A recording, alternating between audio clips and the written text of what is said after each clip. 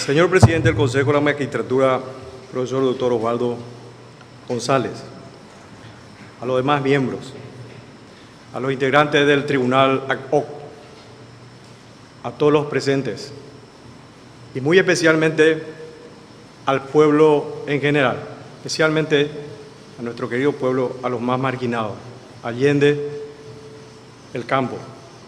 Muy buenos días.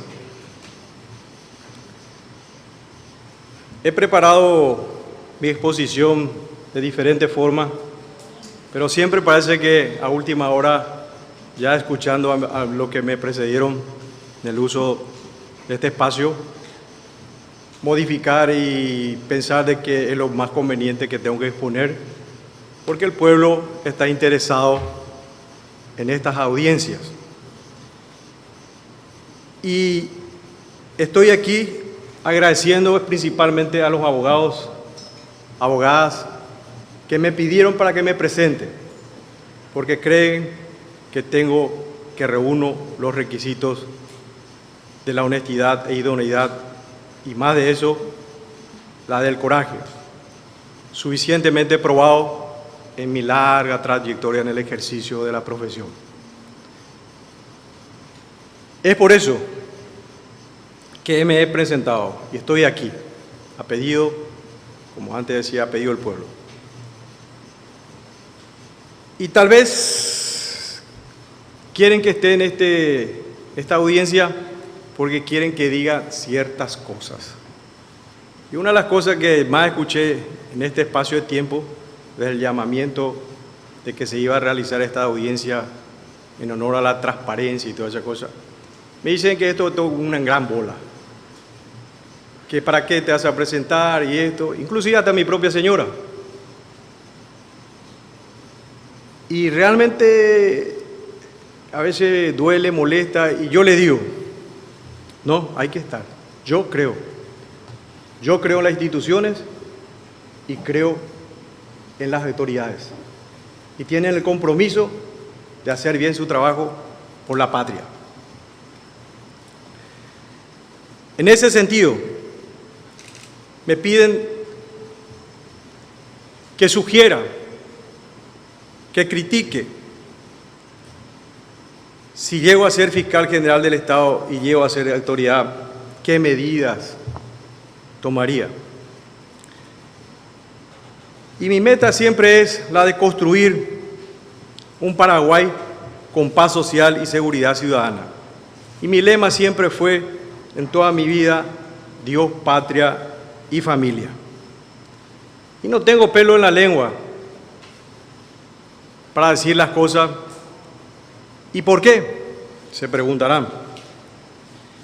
Porque sea Jeshá, sea Gendú, hace añandú se corazón muy tetevie, va ella o sufrir la añan de pueblo. Y gracias a mi profesión de abogado. Y también un poco la parte política, porque ajá, muy te jugaitebe. Nada, es ciudad urbana vende.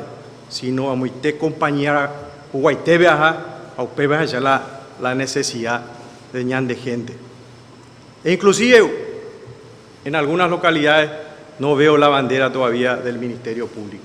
Está ahí bandera del Ministerio Público, pero en algunas localidades, especialmente las compañías, aún no hay.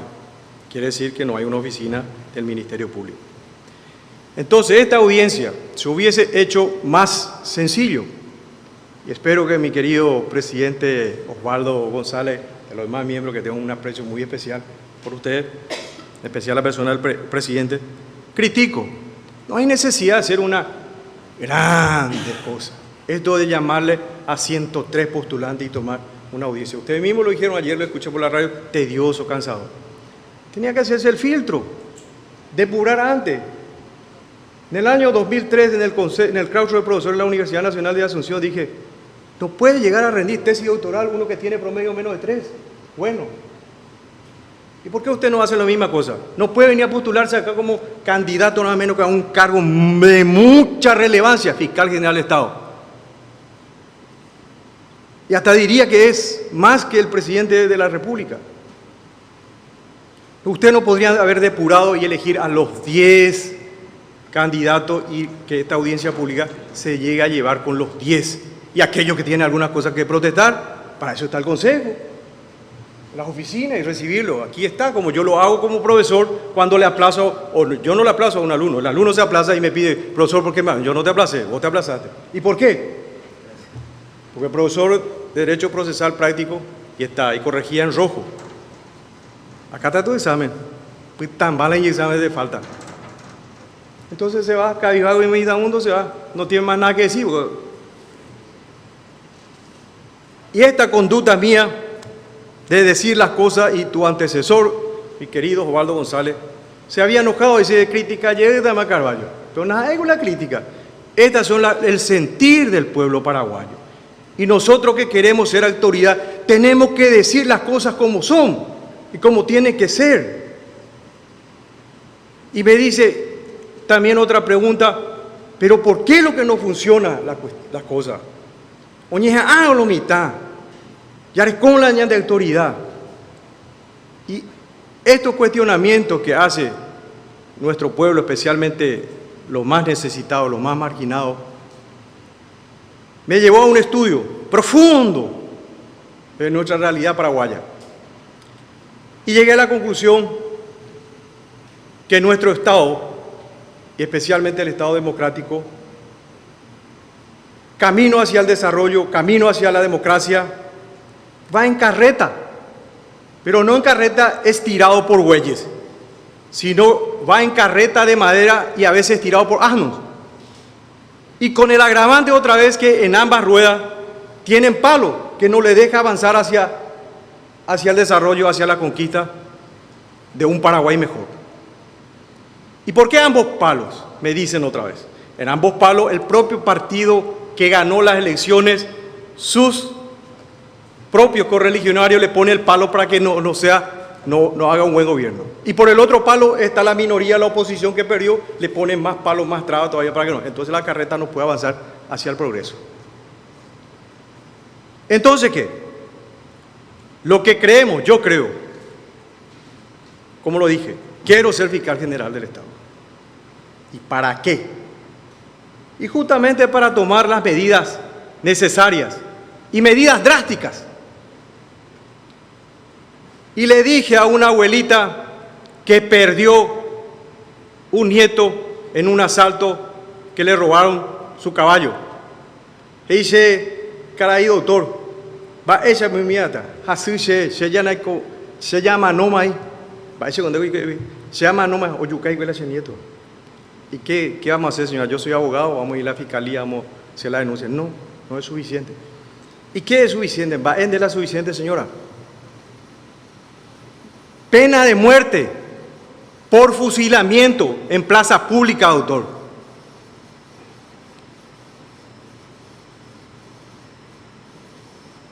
Y me cuestiona eso. ¿Por qué me cuestiona? Porque soy católico apostólico romano. Y le dije a la señora, según mi católico, soy católico. Hoy pona, ñande yaraco ne peronata o chacuata, la de Yapoa. Porque en denas ahí la Yapota en contra de Dios, sino de Yapota al servicio de la patria. Y eso nuevamente me lleva a inspirar mejor, y tengo más de 4 décadas de lucha al servicio de la patria. Y esa lucha al servicio de la patria me ha costado persecución, marginamiento, humillación, pero sigo estando acá. Solamente me falta la muerte, que me maten. Y sufrí esa amenaza en la década del 80, cuando fui dirigente gremial en la Facultad de Derecho y posteriormente en el Partido Colorado. Del brazo me quitaron de la Junta de Gobierno. ¿Por qué? Porque hemos presentado un movimiento en contra del movimiento de aquel entonces, en el año 1985. Usted ya tendrá sus conclusiones. Y siendo así, realicé mi estudio y hice una obra que todavía está inédita, que se titula El Estado Democrático, el poder soberano del pueblo. poder, derecho, legitimidad. Poder constituyente, Convención Nacional Constituyente, reforma, enmienda, referéndum. Poder constituido, los órganos del Estado, que bien se refleja más bien en los órganos del Poder Ejecutivo, Legislativo y Judicial. Y está todo en esta obra lo referente a lo que es el Estado, lo que es el Estado de Derecho, lo que es la democracia y lo que es realmente la sociedad, la realidad. Y vuelvo nuevamente para no decir después que esto no tiene una concatenación en mi presentación, en mi exposición. Dije realidad. Dije. Y esa realidad justamente voy a contestar la pregunta a lo que siempre me formulan la gente humilde. ¿Por qué nosotros no podemos tener un país mejor? Una república realmente que nosotros todos nos sintamos orgullosos, gobernantes y gobernados. Y esa realidad, gracias a Dios, la pude llegar porque he tenido cursos de formación política tanto aquí en nuestro país como en el extranjero. Participé de varios cursos de formación política en la escuela de Cirilo Cáceres del Partido Demócrata Cristiano, cuando estaba exiliado. Yo no fui exiliado fuera del país, sino me exilié al Partido Demócrata Cristiano siendo colorado. Y en ese análisis, con estos políticos, grandes politólogos, hemos hecho un trabajo que se llama la realidad 1 y la realidad 2. Y la realidad 1 es el Paraguay viejo y el Paraguay actual. Y la realidad 2 es lo que no tenemos todavía y lo que queremos tener. ¿Y cómo es eso? Nos preguntamos en aquel curso.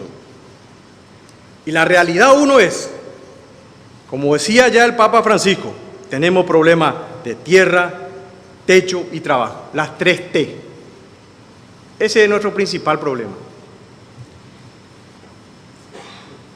Y me van a decir, ¿y como fiscal general del Estado, qué viene todo? Esta es la realidad, una autoridad de suma importancia y relevancia que va a cumplir el rol, y no solamente de colaborar con los demás órganos del Estado, sino que digo más, el fiscal general del Estado es que tiene que asumir el liderazgo en el interrelacionamiento entre todos los órganos del Estado. Tiene que ser el líder de la construcción de una sociedad nueva. Y continúo. Y me viene siempre esa salida, como me dicen, suelo tener. Dicen, no, el problema de Paraguay no es solamente las 3T. El problema de Paraguay es el problema de la I. A esta vez, vea, yo dije. Incoherencia. Incoherencia. Incoherencia. Ese es nuestro problema. Fundamental. Oye, Cuapagua. Hañe esta la guaraníbe porque a veces demasiado la castellano puritano no cuál la pichacuera porque no entendéis cuál asunto cuál ha ese ejemplo para entender. Incoherencia es católico y masón. Yo soy católico, no puedo ser masón, no debo ser masón, porque son filosofías distintas, otros tipos de pensamiento. El que es católico y que es masón es incoherente. El que es masón y fanático de masón, esos son los grandes serenos, sereninos, maestros, y es católico, es un masón incoherente. ¿Se es masón o se es católico? Y me hicieron llegar el formulario. No, yo soy católico, no puedo firmar este formulario. No, pero no importa que uno crea en la masonería. No es que no crea en la masonería. Yo respeto mucho, pero no puedo ser incoherente. Soy católico. Inmoralidad. Inmoralidad constante, permanente, de público conocimiento, y se agachan algunos. Placer. Las autoridades llegan a veces no para servir a la patria, sino para tener un chongo o una chonga. Intolerancia. Intolerancia entre mayoría y minoría. La minoría quiere ser mayoría. Y entre ambos existe la intolerancia. La incredulidad entre gobernantes y gobernados. Los gobernados ya no creen tanto en los gobernantes. Ineficiencia, ineficacia, incongruencia, inseguridad. violencia verbal y física en todos los sentidos. Infelicidad, siendo todo esto, nadie puede ser feliz. No podemos tener una sociedad feliz. Y salimos cruzando la frontera, vemos otras sociedades que están con la sonrisa, están alegres, en familia. Impunidad. Los bandidos andan sueltos. Especial los que roban al pueblo. El delito del latrocinio. Roba 5 millones de dólares y el juez penal de garantía, y por sugerencia del fiscal, le dice que tiene que depositar una fianza real de $1 millón. 4 millones, ¿dónde está? Esas son las cosas que realmente hay que corregir. Injuria, mentira. Y aquí tenemos la prensa. Tenemos una prensa desbocada que está apañando el ataque al Congreso Nacional. Entonces hay que tener presente. Y otros males que viene de años, y que por eso justamente yo creo que esto es también un punto muy importante: el nepotismo. No se puede acceder al cargo público porque tiene que ingresar fulano, sultano, el hijo, el yerno, y ahí sale de cuántos millones de guaraní ingresa solamente en una familia. Y el resto de nuestra gente pobre, necesitada, ni siquiera tiene el sueldo mínimo. Ni aumentamos el sueldo mínimo. Cobardía, miedo en perder el cargo. El fiscal general no hace nada para no meter la pata, se queda en stand-by, a ver si qué pasa, como ocurrió el 31 de marzo y el 1 de abril pasado. Coima, de ambos lados, y acá no se escapa, na pelle escapa y ven lo mitad. Ven lo mitad, vende corrupto y mía ahí, pero ofrecer la coima ahí. Pero hoy la coima, ahí la jugué a la ficañón de la y coimero. El pueblo en general y coima ofrece hoy la coima. Ya vea fotos todo el día, ve, oye, yo con la camión, la carreta, a ver y registro, voy a Boazama la 20.000. Entonces, el pueblo también tiene problemas. Problema la coima. Y acá termina, para decir en grandes rasgos, nuestro mal, la ganadería. Apoyo no, usted quiere ingresar, quiere ser fiscal general del Estado para tener más plata, para tener 4 autos lujosos en su garaje, para ir a los congresos internacionales en Cancún y en allí, pero menos para servirle a la patria. En esta realidad, todos quieren vivir en esta realidad, todos quieren servirse de la patria. Se venden cartones, a mí me ofrecieron, ahí, 8 millones de guaraníes cuesta un cartón que dice Master de gerenciamiento de la estructura del Estado. Si uno te la de título Magister que te vas a pagar las 8 millones, y los 8 millones, pero no llevo más. Hay cuando la estructura del Estado funciona. Pero la gente compra, incluso falta paz. ¿Y quién otorgan eso? Las universidades privadas, en general casi, o algunas que se están especializando. Y los miembros del Consejo saben bien eso. Porque eso es lo más caro. Ya, tesis doctoral también cuesta 8 millones de guaraníes. Y los diplomas que participó del curso penal, de curso procesal, de curso de la niñez, la adolescencia, de curso de la fiscalía, cuesta 200.000 guaraníes. Pero ahí barato, ve. De carga horario de 40. Yo ofrecí ahí. Anda yo guay, porque anda yo guay. Miro, vamos a ver ese carvalho muja, güey, ya anuncia allí. Pasamos entonces a la realidad 2. Vivienda digna para la familia. Está en la Constitución Nacional. Salud, educación, trabajo, progreso. Coherencia. Católico o masón. Y lo digo a los propios obispos y le digo al propio magíster ahí de los masones. Católico no puede ser masón.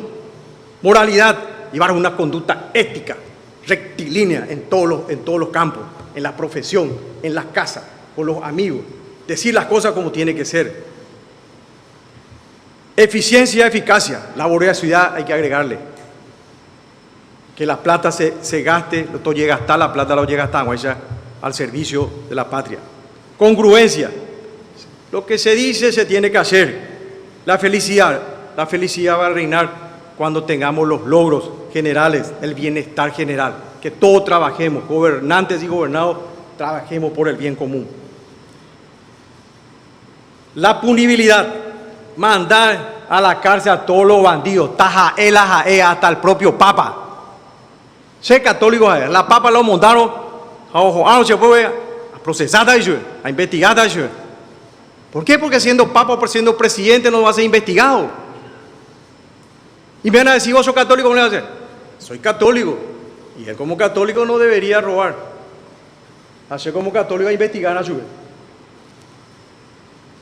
Doctor Caballo Mus, le recuerdo que los 15 minutos máximos están concluyendo. Le pido por favor si puede redondear en la brevedad. Te agradezco, señor presidente. La justicia. La justicia.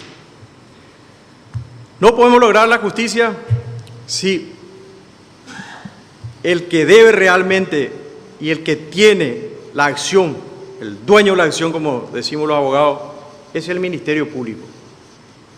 Y el Ministerio Público lo representa el fiscal general del Estado. El fiscal general del Estado no puede estar sentado todo el tiempo en su escritorio. Tiene que ir y recorrer todas las circunscripciones judiciales a ver cómo están sus fiscales adjuntos. Respecto al temario, el rol del fiscal general del Estado es de suma importancia. Y repito, tiene que ejercer el liderazgo. Y segundo, respecto al dinero, sin plata no se puede hacer nada, pero esa plata, ese dinero tiene que ser administrado. Y tercero, lo tengo expuesto de los valores democráticos. Y los valores democráticos se sintetiza: poder, derecho, legitimidad.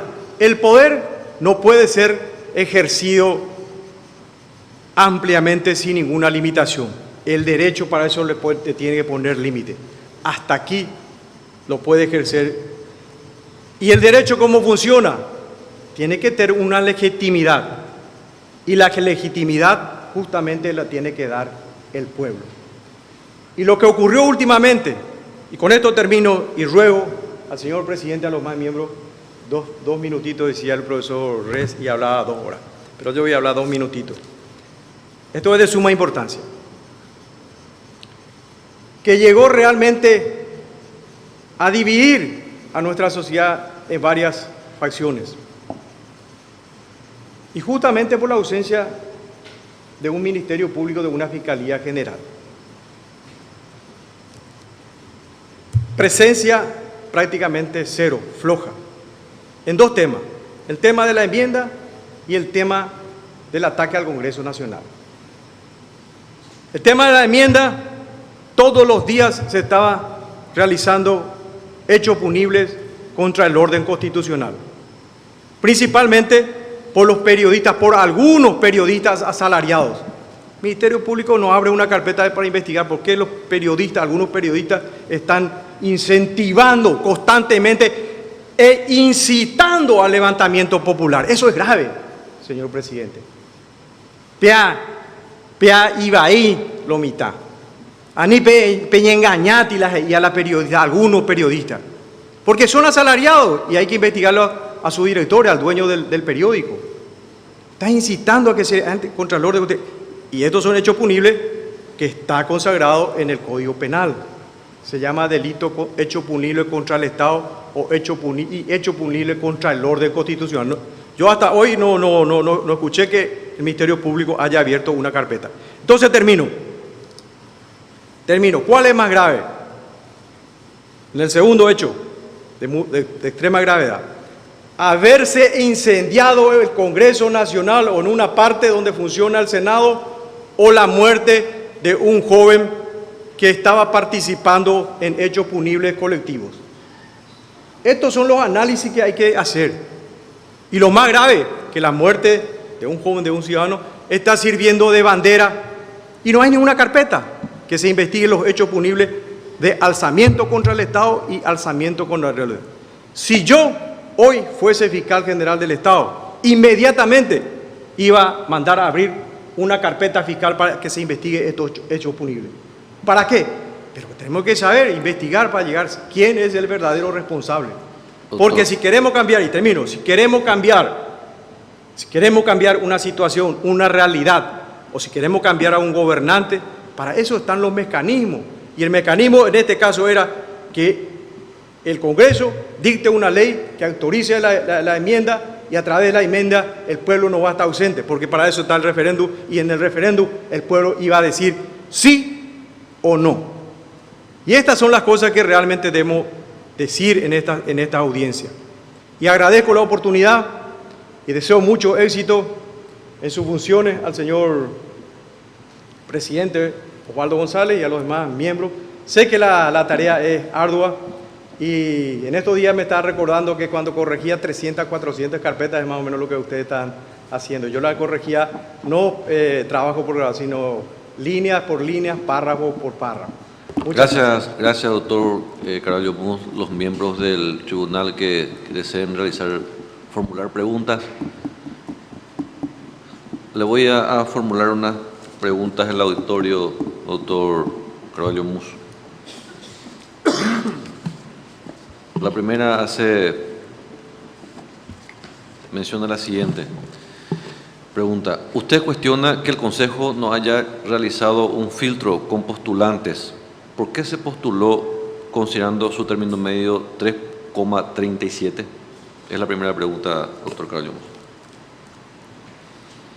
Justamente, señor presidente, dije menos de 3, dije, yo tenía 3.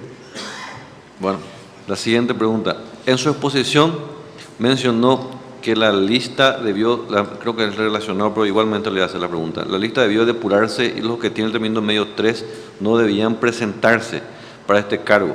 Su promedio es 3.37. ¿Se dio usted presentar para este cargo con su promedio? ¿Cree que si llegara a ser fiscal general podría mantenerse firme en su integridad moral para juzgar con equidad? Creo que mi trayectoria como profesional abogado ya lo tiene por contestado esa pregunta. Tengo una integridad, tengo un carácter feo. Soy de esos políticos que no digo sí en todos los casos. Yo soy de esos políticos como Mahatma Gandhi que sé decir no. Gracias, doctor. La siguiente pregunta. ¿Es consciente que ha obtenido con ayuda corporativa la regulación excesiva de honorarios en una causa? Sigue la pregunta y menciona, voy a cerrar esta pregunta con la siguiente también. Dice: sobre coherencia de sus dichos, explique cómo llegó a sumas millonarias reguladas con complacencia de jueces, camaristas y el propio doctor Antonio Fretes, caso específico Carpe Diem y Gerardo Baucer sobre quiebra. Sí, me agrada esa pregunta porque creo que viene de mi compadre Eitel Kron y su amigo colega. En primer lugar, que la regulación de honorario es de potestad exclusiva de los magistrados. En segundo lugar, en ese caso me regularon menos del 5%, porque esta firma estaba en quiebra con un valor de algo así de más de 9.000 millones de guaraníes. Y quería hacer la convocatoria de acreedores y como primeramente me he formado como posible profesor de quiebras con el distinto profesor respetado Horacio Lebrón, yo trabajaba con el profesor distinto también Hugo Douglas Martínez, sabía perfectamente que la convocatoria de acreedores con las firmas que pueden recuperarse no era la aconsejable, entonces sugerí hacer una convocatoria de acreedores extrajudicial. Y lo realicé y tuve éxito. La empresa pudo recuperarse, pagó todas sus deudas, porque me pidió un plazo de 60 a 90 días. En ese lapso de tiempo, esta empresa pagó la deuda, pero no pagó mis honorarios profesionales. Y estábamos en un tren de firmar un contrato de prestación de servicio, que es la norma de nuestro estudio jurídico. Ya no hubo tiempo porque el director gerente, que es un alemán, Gerhard Hans Bauser, desapareció para no pagar. Normalmente esa es una cuestión cotidiana que para no pagar los honorarios profesionales se esconde hasta cambian los números de teléfono y de celular. Entonces me vi obligado de iniciar una demanda por cobro de honorario extrajudicial. Y según el propio Tribunal de Apelación, creo que el preopinante era, no me viene el nombre, dice en la última parte de su considerando, dice lo que realmente me correspondía cobrar como honorario era algo así como 750 millones de guaraníes. A mí me regularon, el juez de primera instancia me reguló en 193 millones, por ahí, que hasta hoy no puedo cobrar. Por toda la chicana. Y estos dos abogados, y uno de mis compadres, presentó un escrito de 5 líneas, de entre los cuales tiene 10 faltas ortográficas. Inclusive mi apellido, siendo mi compadre, mi apellido escribe con B corta en vez de escribir con B larga. Y estos dos abogados deberían estar procesados por la Superintendencia de la Corte Suprema de Justicia por chicanero. Inclusive mi compadre se fue a la audiencia del juicio de quiebra sin corbata, violando la corbata. Perdón, doctor. Me gustaría que responda las preguntas sin hacer mención de alusiones personales, por favor, doctor. La siguiente pregunta, y le ruego nuevamente que me responda sin hacer alusiones personales. ¿Se considera amigo del doctor Antonio Frete en casos con interés económico grupal en perjuicio de ciudadanos alemanes? Respondo sencillamente, si mi querido profesor Antonio Frete fuese un amigo mío, en este mismo momento no sé en qué cargo estaría. Ahora sí, le conozco a todos los profesores, y con todos los profesores felizmente tengo un buen trato, inclusive con el señor presidente Osvaldo González, pero no por eso que voy a ir a pedirle una cosa o me va a dar una cosa que no corresponda en derecho. Ahora, no puedo negar que tengo, sí, nos conocemos, no de ahora, sino de años, pero no, jamás voy a pedirle una cuestión de Antonio Frete para que me tenga que favorecer. Pues si me favorecía en un caso, por ejemplo, este honorario yo hubiese cobrado. Siguiente pregunta. ¿Ha sido denunciado por hechos de corrupción o cobro indebido de honorario en un juicio de quiebra dolosa iniciado, creo que es la misma pregunta, con usted en contra de la ley y en perjuicio de un ciudadano alemán? Jamás he sido denunciado, no conozco, no recibí ninguna cédula. Es una pregunta que tiene mucha mentira. Yo le digo esto, si me están preguntando estos dos colegas abogados, tengo el derecho de hacer un derecho de réplica. Está mintiendo y nada menos en una audiencia pública. Y estos son los ciudadanos que realmente, que en este país, para venir a tratar de manchar el buen honor y reputación que tiene un ciudadano, viene a mentir en una audiencia. Esto no tiene, compadre, no tiene una cosa me extraña. La siguiente pregunta, doctor. Existiendo tantas denuncias y trámites en la Fiscalía, ¿qué haría para mejorar acceso a la justicia? ¿Sí me puede repetir? Existiendo tantas denuncias y trámites en las fiscalías, ¿qué haría para mejorar el acceso a la justicia? Esa pregunta ya me formularon mis alumnos fiscales que tienen excesos de denuncias, de los cuales un tiempo, cuando era asesor externo de la Fiscalía General del Estado,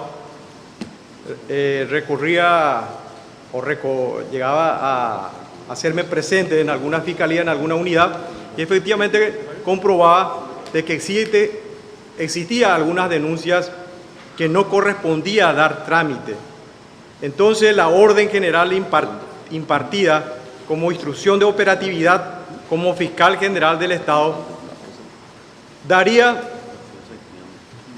la de mandar archivar todas las denuncias, por más que pudieran ser graves, aquellas denuncias que no reuniesen los requisitos establecidos en el artículo 285 del Código de Procedimientos Penales, que dice individualizar al denunciante, individualizar al denunciado, dar un relato circunstanciado del hecho punible a ser investigado y denunciado y a ser investigado, y los elementos de juicio que tiene a mano para realizarse la investigación. Si las denuncias no reúnen estos requisitos, el fiscal inmediatamente tiene que mandar a archivar esa denuncia con una nota que diga hasta tanto que se cumplan los requisitos. Sencillamente eso.